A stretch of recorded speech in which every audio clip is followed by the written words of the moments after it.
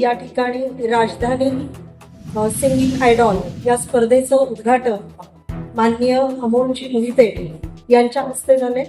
त्याचबरोबर सर्व सभापती या कार्यक्रमास उपस्थित होते। उद्घाटन सकाळी 11:30च्या दरम्यान झाले। या स्पर्धेमध्ये 450 लोकांनी भाग घेतला। त्यातील 100 निवडक लोकांचं आज या ठिकाणी फायनल आणि सेमीफायनल आणि फायनल या दोन गोष्टी इथे होणार आहेत। या कार्यक्रमाची सांगता आणि बक्षीस वितरण समारंभ माननीय प्रियाताई शिंदे व राजूभैया भोसले जिल्हा परिषद अध्यक्ष, जिल्हा परिषद उपाध्यक्ष यांच्या हस्ते होणार आहे। त्याचबरोबर जे विनर असतील त्यांना त्यांच्या हस्ते बक्षिसं दिली जाणार। या कार्यक्रमाला सातारकरांनी खूप छान असा प्रतिसाद दिलाय। पश्चिम महाराष्ट्रातलं खूप सारे लोक यामध्ये सहभागी झाले, त्याबद्दल मी खरोखर मनपूर्वक सर्वांचे आभार मानते। पहिलाच हा प्रयत्न होता पश्चिम महाराष्ट्रातील सिंगिंग आयडॉल हे विषय आपण कशा पद्धतीने लोकांपर्यंत नेऊ शकतो यासाठी म्हणून आपण तो छान केला होता आणि त्याच्यामध्ये पश्चिम महाराष्ट्रातून लोक आली आणि खूप चांगले सिंगर्स आम्हाला या ठिकाणी भेटले बघायला।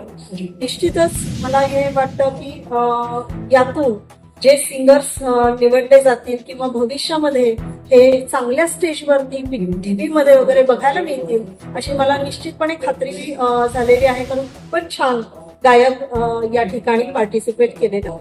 मी सातारकरांना आवाहन करते की सातारकरांनी आज दिवसभरात चालणाऱ्या या प्रोग्रामला उपस्थित राहून गायकांना प्रोत्साहन द्या।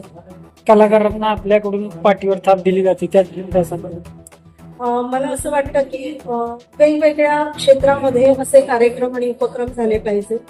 कारण महत्वाची एक गोष्ट आहे की कला ही गोष्ट असल्याशिवाय लोकांना मनाचे स्वास्थ्य जे आजच्या जगामध्ये पूर्णपणे डिमॉलिश होत चाललेलं आहे। एक मनाला शांतता, मनाला विरंगुळा असल्याशिवाय सक्सेसफुल लाईफ जगता येत नाही असं तुम्ही जर म्हटलं तर ते चुकीचं ठरणार नाही।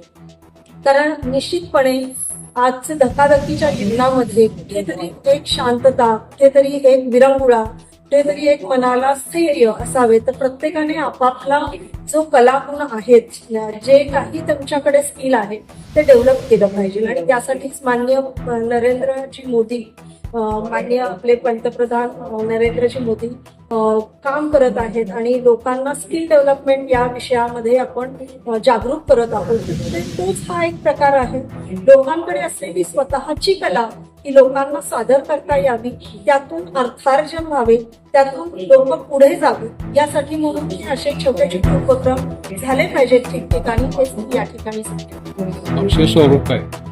बक्षिसाचे स्वरूप प्रथम क्रमांक 10,000, द्वितीय क्रमांक 5,000, तृतीय क्रमांक 3,000 आणि बाकी उत्तेजनार्थ अशी बक्षीस आपण अरेंज केलेली आहे। या स्पर्धेसाठी खूप सातारकरांनी सहकार्य केलेलं आहे। त्याच्यामध्ये माननीय अबॅकसचे पाटील सर असतील, राजपुरोहित सर असतील, त्याचबरोबर बरेच स्पॉन्सरर्स आहेत की ज्यांनी मनापासून ही गोष्ट, ही कला लोकांपर्यंत चांगल्या पद्धतीने पोहोचावी, लोकांना कला क्षेत्रामध्ये वाव मिळावा यासाठी म्हणून जो आपला पहिला प्रयत्न आहे की मोठ्या प्रमाणावरती गायन स्पर्धा तर ती फार यशस्वी झालेली आहे। एवढंच मी सांगेन या सगळ्यांच्या प्रयत्न